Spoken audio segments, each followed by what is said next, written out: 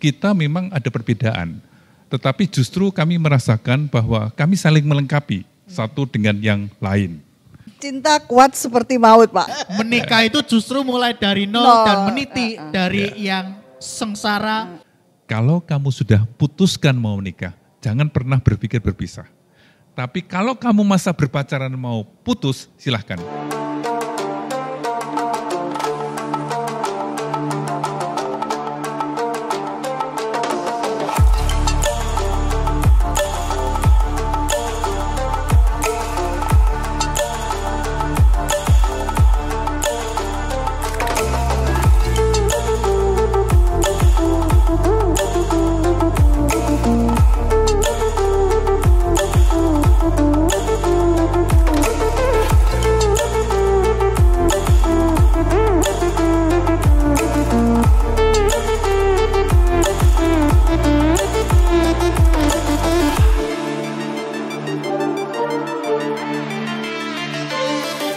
Hidup rumah tangga tak seindah drama Korea yang kita tonton. Tak seromantis saat masa pacaran. Tak semanis janji-janji yang diberikan. Tak semudah yang orang katakan dan pikirkan. Walau tidak mudah, tapi ada mereka yang tetap berjuang. Memilih untuk setia dan terus bertahan. Merayakan anugerah kasih Tuhan yang tak pernah lekang. Menua bersama sampai maut memisahkan.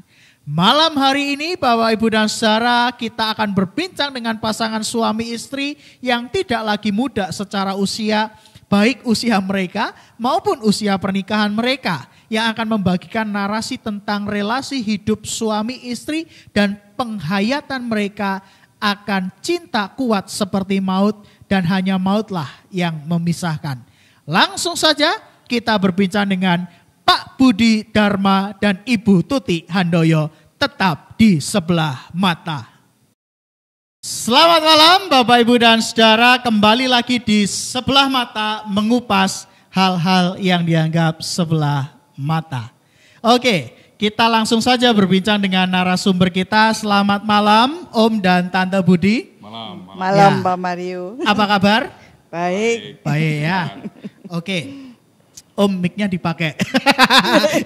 Oke, ya. Kita langsung saja bercakap-cakap ya. Om dan Tante sudah berapa lama atau berapa tahun menjalani hidup rumah tangga? Sekarang punya berapa anak? Cucu ewes berapa? Ya toh? Karena bukan lagi muda, sudah berumur.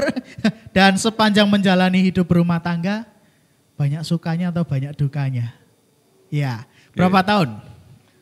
15 Desember nanti itu kami menikah sudah 35 tahun. Kami dikaruniai anak 4, 1 laki-laki, 3 perempuan.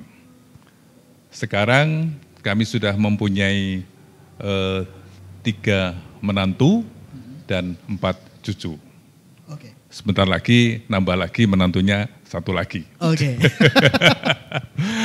35 tahun ya. 35 tahun, nanti 15 Desember. 15 Desember. 35, ya. Dari 2 jadi 6, dari ya tahun 6 tambah 4. Om Tante tambah 4, tambah 4 lagi. Ya. Belum lagi tambah 3 menantu dan 1 lagi nanti. Cucunya belum dihitung, jadi tambah banyak. Sekarang pertanyaannya banyak sukanya atau banyak dukanya Om Tante? Senyumnya itu. Banyak sukanya Pak. Oh, puji Tuhan. Berkatnya banyak. Berkatnya banyak. Okay. Anak banyak, cucu banyak. Okay. Jadi benar ya, banyak sukanya ya? Ya, jadi kalau kami menjalani kehidupan 35 tahun ini pastilah silih berganti. Tetapi banyak sukanya Pak, banyak sukanya. Banyak sukanya ya, tapi ada dukanya toh? Oh ada pasti ya? ada. Dan Om Tante ini kan enggak lagi muda ya toh, dan usianya juga sudah jadi opa-oma. 65 Pak saya Pak. 65 dan Tante? 56. 56. Sekarang kan sudah enggak lagi gagah, enggak lagi ganteng, enggak lagi cantik, enggak lagi menggoda. Artinya apa? Bahwa sudah dulu waktu muda mungkin gagah, ganteng, cantik dan menggoda. sekarang sudah tua. Masih cinta enggak? Tambah atau pudar, karena kan kalau lihat anak-anak muda, cinta itu kan diukur dari tatapan pandangan pertama gitu ya. Begitu wis sowe wis keriput, alah gak cinta. Nah ini masih ganteng loh Pak. Orang menilai katanya saya tambah muda, Pak. Tambah muda. Ya, dan saya lihat tante ya tambah cantik. Oke. Berarti kalau yang satu melihat tambah ganteng, yang satu tambah cantik, cintanya semakin menguat ya. Oh iya. Betul ya? Makin Pasti. menguat. Oke. Puji Tuhan. Nah, Om dan Tante pernahkah membayangkan sebelumnya begini? Pernah enggak sih membayangkan akan menjadi tua bersama sebagai sepasang suami istri? Karena kalau kita pikirkan bahwa duka, luka, sakit hati itu kan akan datang silih berganti di dalam perjalanan hidup berumah tangga. Dan itu prosesnya tidak mudah, tapi akhirnya hari ini Om dan Tante 35 tahun usia pernikahan. Saya mau tanya, apa sih kuncinya supaya tetap bertahan? Apa kunci tetap berjuang kembali dan melanjutkan hidup bersama? Di tengah tentu tadi ada duka, luka, dan sakit hati. Apa yang jadi kuncinya? Ya, kuncinya kami ketika menjalani proses pernikahan di gereja, kami dipersatukan Tuhan dan kami memahami bahwa kami menjalani hidup itu punya komitmen bahwa kita tidak bisa dipisahkan secara manusia. Jadi mautlah yang akan memisahkan kita. Itu komitmen kami, dan komitmen itu tidak kita ucapkan di depan hamba Tuhan dan jemaatnya, tetapi kami memahami itu di hadapan Tuhan. Itu satu. Yang kedua, secara manusia kita memahami bahwa kita memang ada perbedaan. Tetapi justru kami merasakan bahwa kami saling melengkapi satu dengan yang lain. Bahwa dalam hidup pernikahan itu ada perbedaan, ada perselisihan, itu kami sangat memahami. Tetapi itu adalah bagian dari kehidupan pernikahan kita. Mungkin Tante. Ya, memang menjalani hidup menikah ini tidak mudah Pak ya. Banyak tantangan, banyak persoalan, walaupun kita ini ya kalau tadi banyak sukanya, tapi persoalan itu pasti ada. Karena dua pribadi yang berbeda dipersatukan dalam pernikahan kudus, pasti ada konflik, ada masalah yang harus kita selesaikan. Dan itu memang kadang-kadang tidak mudah juga, karena latar belakang Tante sama Om ini beda. Tante ini anak tunggal, Om anaknya banyak. Dari keluarga saudara banyak maksudnya ya. Jadi kalau Tante ini sifatnya lebih egois mungkin ya. Maunya kan semua punya saya sendiri gitu kan. Punya Tante sendiri. Nah, kalau Om ini kan sosialnya banyak gitu loh. Kalau dulu itu Om ini organisasinya itu ada 10 lebih. Oke. Nah, kadang Tante yang komplain. Oke. Ngurusi urusannya orang aja gitu kan. Ya, tapi itu berjalannya waktu dari hari ke hari memang proses sih Pak ya. Enggak mudah juga. Tuh. Oke. Ada tambahan lagi Om? Kunci suksesnya tadi kan sudah disebutkan 2. Mengingat janji pernikahan, yang kedua tadi walaupun berbeda saling melengkapi, dan Tante menambahkan berproses yang enggak gampang. Ada Pak. Ada lagi? Kami mau memberikan contoh buat anak menantu saya. Oke. Inilah hidup dalam pernikahan kudus. Kita akan memberikan contoh. Kita memberikan contoh pada anak itu bukan hanya kita menasihati kata-kata, tetapi apa yang kita lakukan, kita tunjukkan pada anak-anak. Oke. Ya. Dan 4 alasan inilah yang membuat walaupun ada dinamika luka, sakit hati, kekecewaan tadi, itu yang membuat yuk berjuang kembali. Yuk lanjutkan kehidupan sampai menua bersama. Ya. Oke. Nah, ekspektasi kita pada pasangan kan tidak semua bisa terwujud nih. Artinya ketika kita punya harapan ini kepada pasangan, ekspektasi A kepada pasangan ternyata tidak terwujud, akhirnya kan menimbulkan luka tadi, kekecewaan. Ya, dan saya mau tanya bagaimana Om dan Tante lalu berdamai dengan luka. Ketika terjadi kekecewaan, ketika terjadi sakit hati, dan akhirnya luka itu ya mungkin ada atau kemudian pulih tapi tetap lanjut. Nah kalau tadi kan kuncinya apa, nah sekarang kalau luka ekspektasi kita tidak terwujud, cara berdamainya bagaimana? Ya, mengampuninya. Saya jelaskan lagi Pak Mario. Jadi dalam hidup pernikahan itu tidak mungkin semua lancar-lancar. Pasti ada perbedaan pendapat, ada pertengkaran, ada percekcokan, ada luka yang katakanlah pertengkaran itu membuat luka hati Tante maupun saya itu pernah terjadi. Biasanya kalau dalam pertentangan yang terjadi dan sulit itu dicarikan solusinya, kami mencoba mencari penengah ya. Ada banyak yang menjadi penengah ketika kami ribut ya. Biasanya kalau saat ini anak-anak yang sudah dewasa itu menjadi penengah buat kami. Atau kadang tante kami yang di Solo dulu.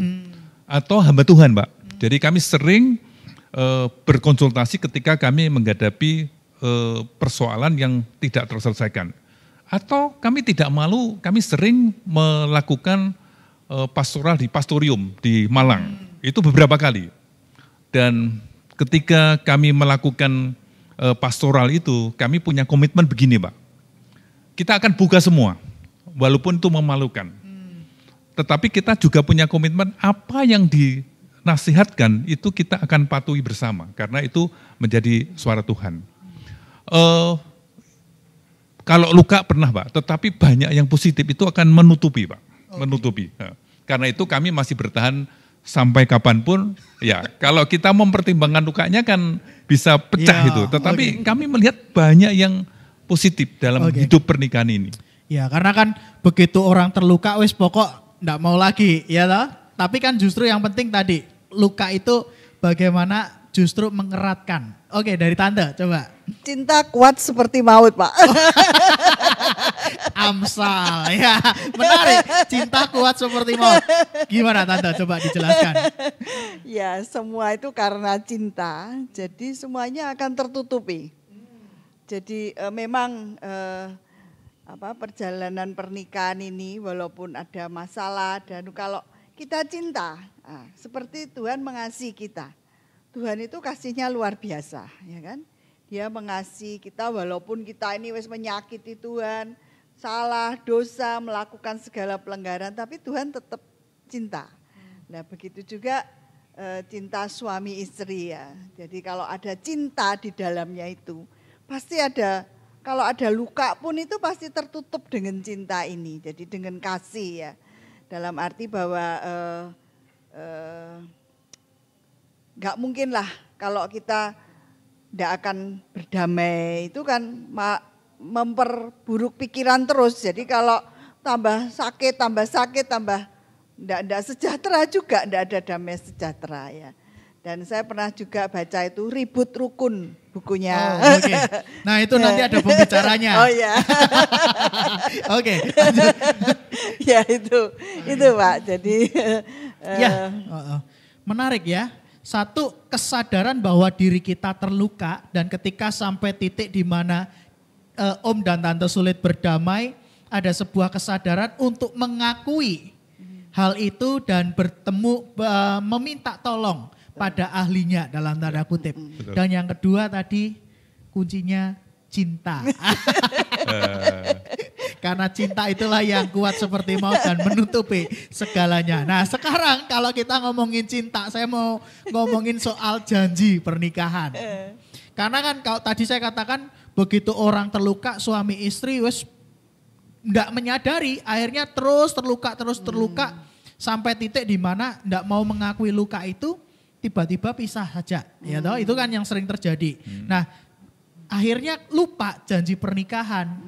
Kan ada rumusan, aku mengambil dan menerima engkau sebagai suami atau istriku, dan aku akan mengasihi engkau saat sakit, saat sehat, saat berkelimpahan, saat berkekurangan, saat apa lagi ya, saat suka dan duka, sampai maut memisahkan. Apa makna kalimat sampai maut memisahkan bagi Om Budi dan Tante ketika menjalani relasi keluarga dengan begitu banyak dinamikanya? Maut memisahkan. Ya, Pak Mario, kami sangat memegang janji kita ketika kita menikah di hadapan Tuhan. Bagi saya janji itu harus kita pegang sampai kapanpun, sampai maut memisahkan. Itu yang pertama ya. Yang kedua Pak Mario, kita sudah pernah saya membuat, katakan dalam tanda petik ya, membuat wasiat.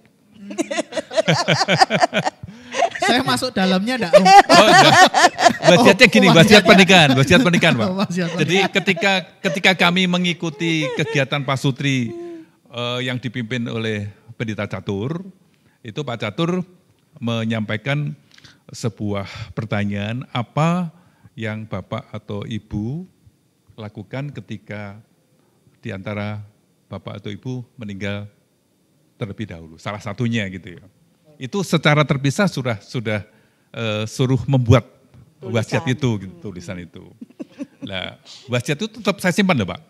Kejadiannya sudah berapa tahun tapi saya file di file saya, tulisan tangan itu, bahwa saya punya komitmen bahwa ketika suatu saat nanti saya ditinggal lebih dulu, secara manusia saya sedih, tetapi saya punya komitmen bahwa saya akan tetap menjalani hidup bersama anak, menantu, dan cucu saya. Saya tidak berpikir yang lain. Itu. Oke. Tante, sampai maut memisahkan. Ya, kalau wanita ini biasanya lebih Pak, lebih ndak mikir ya, dalam arti mau merit lagi atau itu sudah ndak lah. Jadi kita ya hidupnya, kalau misalkan tante ditinggal om dulu ya, paling tante hidup bersama dengan anak-anak ya.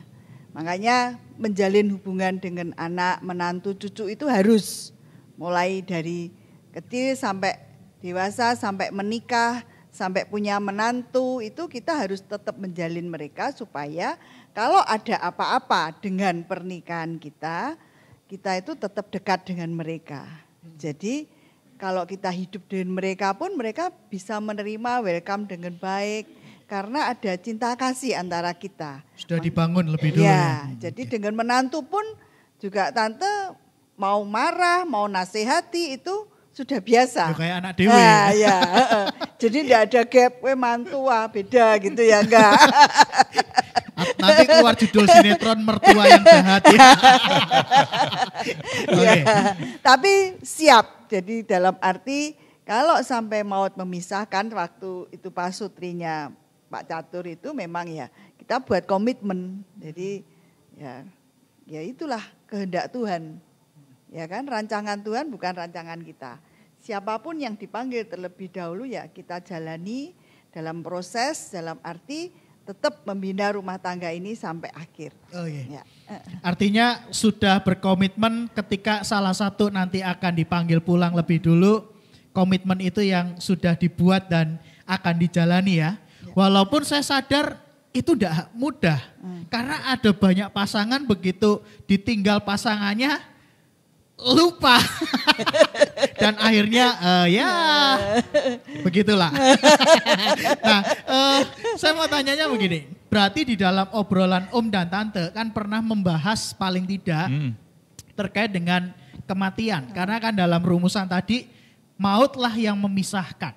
Nah, pertanyaannya adalah kalau dalam obrolan pernah ngobrol sopo sik ki yang kadang kalau laki-laki aku sik ae, aku ndak kuat ditinggal kamu. Yang satunya bilang, "Oh ndak, aku aja, aku juga ndak kuat ditinggal kamu." Akhirnya sosit-sositan. Nah, dalam obrolan soal kematian, Om dan Tante apakah sudah mempersiapkan kalau hari itu tiba dan akhirnya maut itu memisahkan Om dan Tante? Sudah dipersiapkan? Apa hal-hal yang sudah dipersiapkan? Ya, sering kita memperbincangkan, Pak. Jadi kalau ada teman atau saudara ada info yang memberitahukan bahwa ada yang meninggal. Dan yang meninggal di situasi COVID ini kan tidak pandang bulu ya. Ada ahli kedokteran ya, ada orang kaya, orang yang sederhana, tidak pilih-pilih Pak. Itu paling tidak seringkali kami mendiskusikan bahwa suatu saat kita pun akan dipanggil. Dan kapan dipanggil, kita nggak akan pernah tahu. Karena itu kita terus mempersiapkan diri. Kapanpun Tuhan panggil, kita akan mempersiapkan diri. Kami berdua senantiasa lebih memperhatikan orang yang berduka, Pak. Karena disitulah menjadi kesaksian buat kita berdua. Suatu saat kita pun akan seperti itu. Suatu saat. Tidak bisa dihindari. Itu. Oke. Ya. Dari Tante? Ya, memang kematian itu adalah bagian dari hidup. Dan suatu saat nanti Tuhan panggil, Tante juga tidak tahu kapan, ya kan? Cuman Tante juga berdoa, Pak. Dalam perjalanan hidup ini kadang-kadang Tante juga berdoa bahwa Tuhan kalau boleh Tante meminta, ya toh, nanti kalau pada saat hari H itu jangan sampai merepotkan anak, menantu dan cucu. Itu yang kepinginan Tante. Jadi jangan sampai Tante ini sakit yang berkepanjangan atau ya kalau boleh meminta kan meminta Pak ya. Jadi supaya enggak ngerepoti lah ya. Tapi Tuhan dengar kok pasti. Ya itu kadang kita juga bercanda lek mati terus piye ya. Ya bisa bayangnya toh ya, kelanjutannya bagaimana kan enggak tahu ya. Tapi Tuhan pasti punya rencana yang indah dan Tuhan pasti mempersiapkan semuanya dengan berjalannya waktu. Itu yang Tante imani dan pasti Tuhan tidak pernah meninggalkan anak-anaknya. Walaupun misalkan Tante sendiri atau Om sendiri pasti sudah dipersiapkan. Ya itu. Dan ini saya rasa kenapa saya tanyakan ini hal yang penting. Karena seringkali duka itu kan membuat luka yang cukup mendalam dalam hati seseorang. Yeah. Dan ketika kita tidak siap dengan realita itu, ya akhirnya kita menggugat Tuhan atas kepergian orang yang kita kasihi. Dan itulah kenapa pentingnya Om dan Tante tadi sudah katakan sudah mempersiapkan hal itu, bahkan melalui peristiwa kedukaan-kedukaan, itu yang menjadi hal yang mempersiapkan Om dan Tante. Nah, Om dan Tante, keluarga itu kan sebenarnya adalah tempat untuk bertumbuh bersama. Saya sebut tempat tumbuh bersama karena dalam proses hidup keluarga itu ada yang diubahkan, artinya kita diubahkan oleh orang lain, ada hal-hal yang mengubahkan hidup kita. Utamanya adalah dari hal yang buruk menjadi baik tentunya ya. Nah kalau boleh tahu hal buruk apa dari diri Tante dan Om yang ketika menjalani hidup rumah tangga sampai 35 tahun, hal buruk itu lalu diubah menjadi kebaikan. Menjadi hal yang baik artinya. Dulu seperti apa, begitu jalan sama Om sekarang begini. Ya atau sebaliknya Om ke Tante gitu. Ya kalau Tante itu dulu keras kepala Pak. Oke, keras kepala ya. Jadi semua itu rasanya Tante bisa gitu loh. Jadi semua maunya diatur. Diatur semua gitu ya. Nah, itu yang sejak muda memang sudah punya karakter seperti itu. Karena di sekolah biasanya jadi ketua kelas itu. Jadi semua rasanya sifatnya ngatur semua gitu ya. Perfeksionis lah ya. Jadi harus gini, harus gitu lah.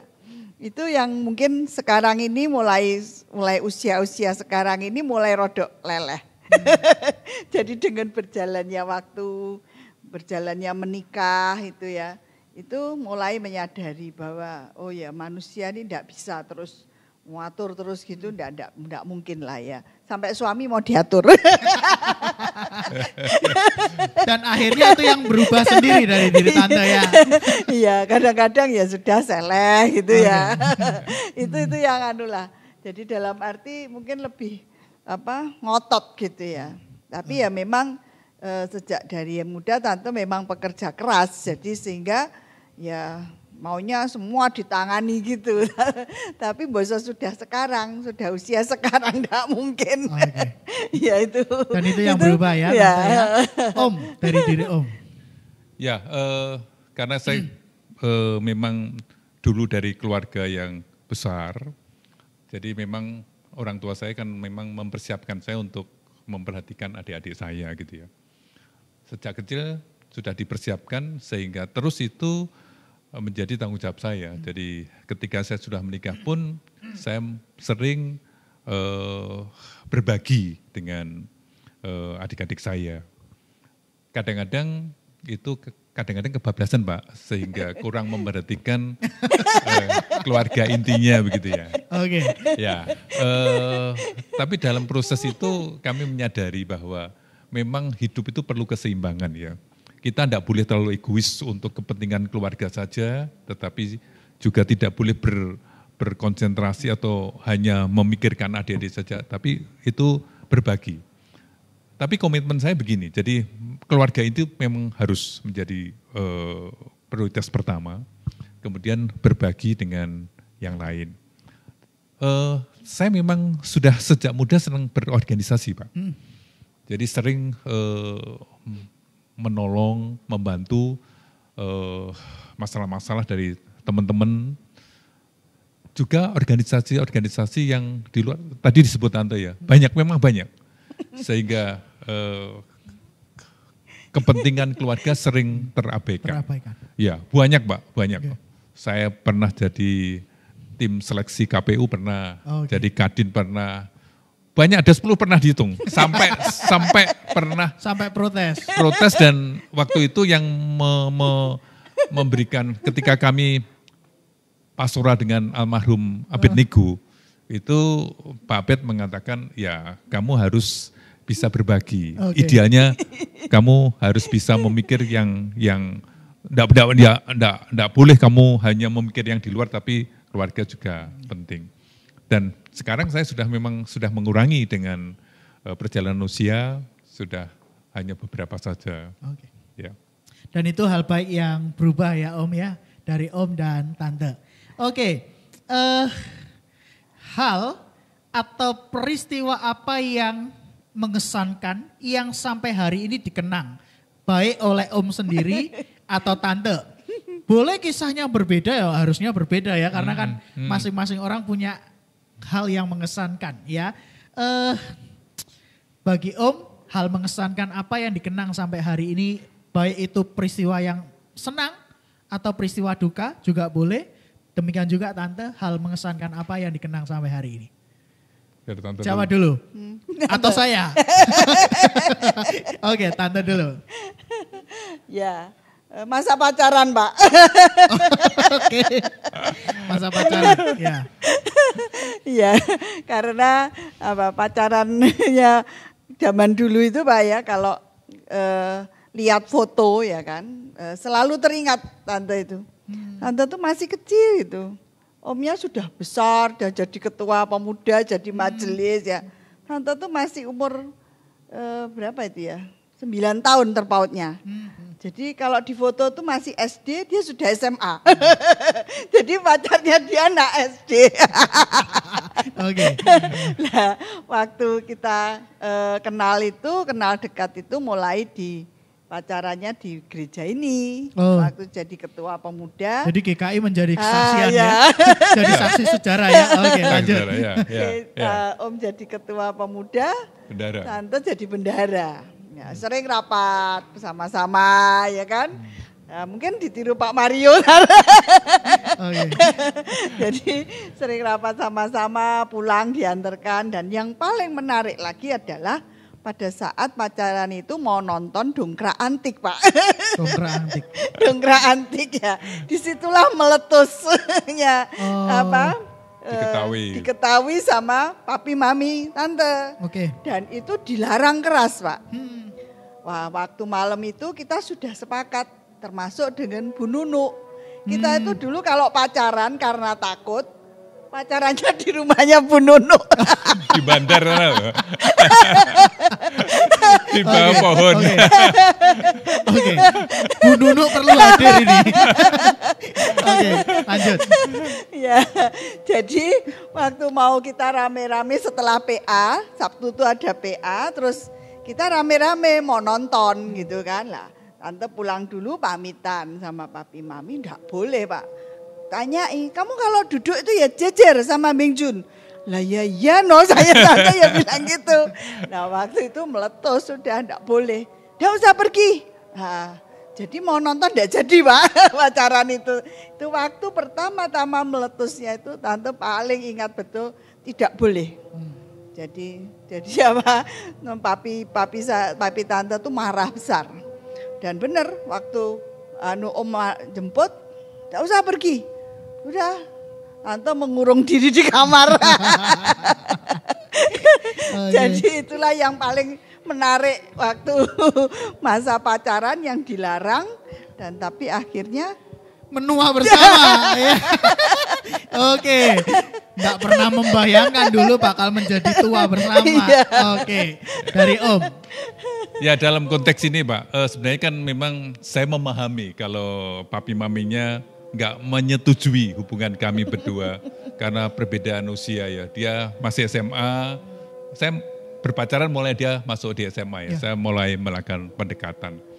Saya memahaminya begini, bahwa papi maminya pasti berkeinginan anak yang satu ini bisa studinya selesai, sukses, dan mendapatkan pasangan hidup yang ideal lah menurut papi maminya. Karena saat itu Pak, saya secara ekonomi masih belum mapan Pak. Saya naik itu bukan naik mobil Pak, naik motor CB itu. Itu ya, itu kalau pacaran saya naik itu. Banyak keluarga dari papi mami itu menyarankan jangan tergesa-gesa ambil keputusan. Malah mau dikirim ke Amerika tuh dia untuk memisahkan ini. Saya pernah di sidang Pak, disampaikan jangan pernah mendekati lagi. Oke, tetapi saya nggak berputus asa Pak. Lah, mungkin papi mami tuh lihat anak ini memang ngeyel ya. Niat ya. Berarti benar-benar serius mencintai anak saya ya. Sampai pada akhirnya dia kuliah enggak selesai Pak. Karena sering pacaran terus ya sudah akhirnya papi mami menyetujui untuk segera menikah. Dia menikah masih usia 21 tahun. Saya umur 30 tahun. Lah, justru ketika dalam perjalanannya papi, mami, saudara-saudara papi, mami yang dulu tidak menyetujui hubungan kami, itu justru dekat dengan saya pribadi. Ketika papi meninggal sakit, itu dia minta saya nunggoni di rumah sakit baptis sampai Tuhan panggil ya. Tante yang di Solo juga sangat dekat dengan kami berdua. Itu Pak yang membuat kami sungguh berkesan di dalam kehidupan saya mendapatkan tante ini dalam pernikahan ini. Ya. Dan artinya Om dan Tante pun ketika menikah ndak ujuk-ujuk berduduk langsung berhasil. Tentu mulai dari nol dong ya. Sulit Pak saat itu. Oke. Tante itu sampai waktu itu dalam masa perjuangan, dia jadi guru musik. Saya belum punya kendaraan yang bagus Pak, naik Zebra merah. Pick up loh Pak, bukan pick up. Saya sangat berat hati tetapi harus merelakan untuk menyangga kehidupan ekonomi ini. Dia ngajarnya sampai di Madiun. Muridnya mungkin sekitar 40 muridnya 40 Pak. Ya? Sampai 40. Okay. Dia ngajar di Madiun itu diantar supir Pak, saya tidak bisa ngantar. Sampai malam baru pulang. Seminggu sekali Pak. Jam 11 malam tuh baru sampai rumah. Itu sopir cuma berdua, saya sama sopir. Ya, jadi memang kami memulai dari bawah Pak.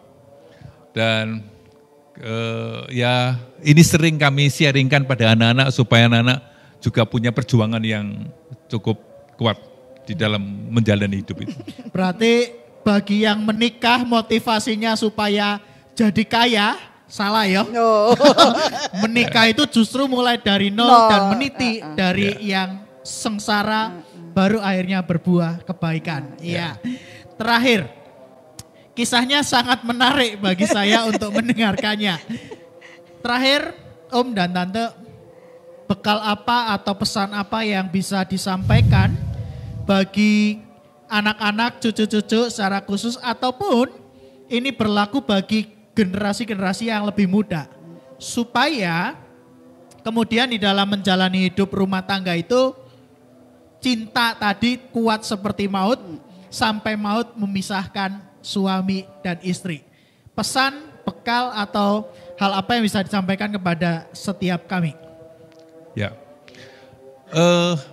dalam mendidik anak-anak kami, Pak. Jadi kami senantiasa membangun sebuah komunikasi yang terbuka. Kami berdua tidak pernah marah terhadap anak-anak ketika mereka mengalami kegagalan. Ketika dia studi gagal, itu kami tidak pernah marah. Pertanyaan kami biasanya, kenapa kamu gagal? Apakah kamu tidak belajar atau kamu belajar nggak bisa? Kalau nggak belajar, lain kali belajar supaya dapat nilai yang bagus. Kalau sudah belajar nggak bisa, ya udah, memang talentamu di situ. Dan kami menghindari hukuman fisik.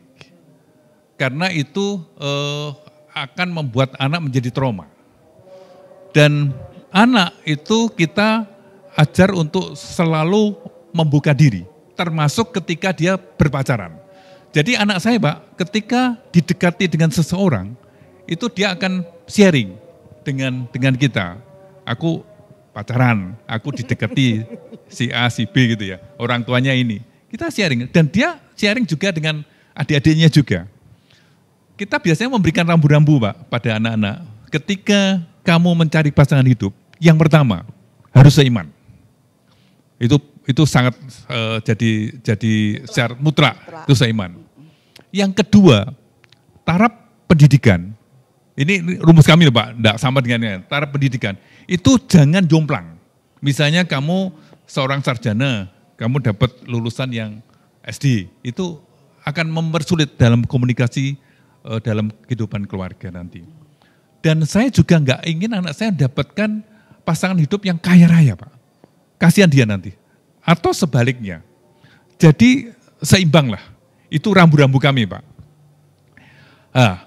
Dalam kehidupan ketika mereka memutuskan untuk mau menikah, itu saya sudah tekankan kepada anak-anak saya, kalau kamu sudah putuskan mau menikah, jangan pernah berpikir berpisah. Tapi kalau kamu masa berpacaran mau putus, silahkan. Anak saya tuh, Pak, ya, yang satu itu sudah pernah pendekatannya termasuk pada orang tua, itu batal. Itu pernah. Saya bisa menerima. Kemudian yang kedua pacaran sudah 7 tahun lebih, putus. Saya bisa menerima. Saya ngomong lebih baik kamu putus sekarang daripada nanti ketika kamu menikah putus. Saya tekankan kalau kamu sudah menikah, jangan pernah berpikir untuk putus. Papa akan tolak itu. Itu saya tekankan itu. Itu kalau sampai keliru itu salib yang kamu harus. Enggak kebalik ya. Enggak. Kalau pacaran jangan putus, tapi kalau sudah menikah boleh putus. Enggak kebalik ya. Enggak. Pokok kalau sudah menikah enggak boleh putus. Pacaran boleh putus, Pak? Boleh. Boleh, Pak. Boleh. Oke. Enggak tahu, Tante. Tante? Ya. Kalau Tante sih hampir mirip ya, bahwa kalau anak-anak itu sering curhat kan ya, masa-masa pacaran ya banyak sih mengalami problematika naik turun itu banyak ya. Tapi Tante juga yakin bahwa kalau kita minta sama Tuhan itu pasti Tuhan beri yang terbaik, ya kan? Itu satu yang paling dasar. Dan Tante juga bilang bahwa kekudusan hidup itu penting lah ya. Dalam arti Jangan sampai kamu main-main saat pacaran ya. Jadi kalaupun ada masalah sampai putus atau apa itu masih tidak masalah gitu Pak ya. Jadi pada saat kamu menikah diberkati di gereja, Tante juga nasihati bahwa apa yang kamu lakukan pernikahan kudus itu jangan main-main. Jadi kalau ada hal yang tidak cocok ya, misalnya dalam perjalanan hidup kita ini adalah kalau sudah tua ada yang tidak cocok. Tapi ya dengan kita sudah komitmen, kamu harus tetap menjaga itu. Dan itu nanti kamu punya anak ya, kamu harus juga lihat anakmu besok juga akan seperti kamu.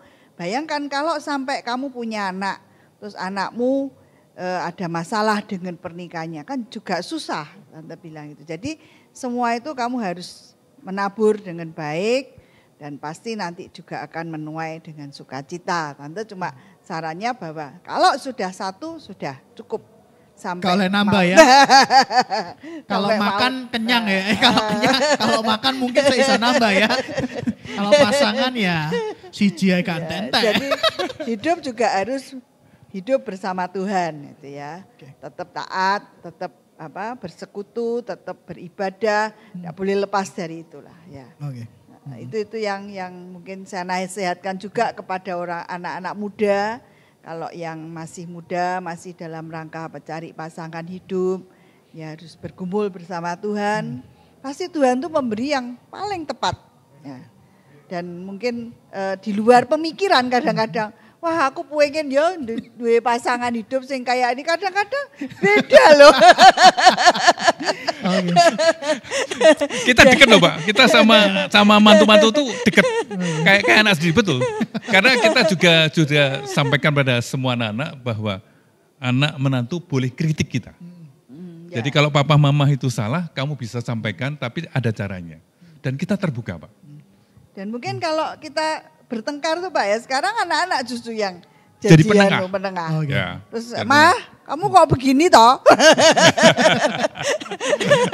Okay. Terus dikasih ini loh didengar nih katanya. Ya. Oke, Wahyu, Bima, Anita, tolong dengar ya. Poinnya adalah kalau sudah menikah cukup satu, jangan nambah. Kalau nambah maruk ya. Kalau sudah menikah enggak boleh pisah. Itu poinnya ya. Pacaran boleh, pisah boleh. Pacaran boleh ya. Kalau pacaran pisah boleh, tapi nek sudah menikah jangan pisah. Ingat ya Bima dan Wahyu Anita. Oke. Dan yang utama adalah tadi poin dari Tante Budi, libatkan Tuhan di dalam setiap pergumulan kita. Ya, demikianlah Bapak Ibu narasi dari Om Budi dan Tante yang sudah memberikan gambaran bahwa menua bersama itu bukan hal yang mudah, tapi bukan hal yang mustahil. Karena justru ketika kita punya komitmen, cinta yang kuat seperti mengalahkan maut itulah cinta yang akan membuat kita cinta kuat seperti maut itulah yang akan membuat Om dan Tante maupun setiap pasangan lain jadi tua bersama. Kita akhiri Sebelah Mata hari ini dan kita akan berjumpa episode selanjutnya, tetap di Sebelah Mata mengupas hal-hal yang dianggap sebelah mata. Oke, terima kasih Om dan Tante. Boleh lambaikan tangan, tanda perpisahan. Dadah. Terima kasih sudah mengisi Sebelah Mata. Tuhan memberkati. Cinta tidak tumbuh dengan sendirinya. Ia adalah anugerah pemberian Tuhan bagi manusia yang harus dirawat, disiram, dan dipupuk dengan relasi dan pengalaman hidup bersama. Walau terkadang ada luka dan duri yang menyakitkan. Tapi cinta memulihkan dan memberikan kekuatan agar dua insan yang sudah disatukan berjuang dan bertahan sampai masa tua dan maut memisahkan. Itulah wujud tanggung jawab kita di hadapan Tuhan. Tetap di Sebelah Mata, kita berjumpa di episode selanjutnya. Sebelah Mata mengupas hal-hal yang dianggap sebelah mata. Bye-bye.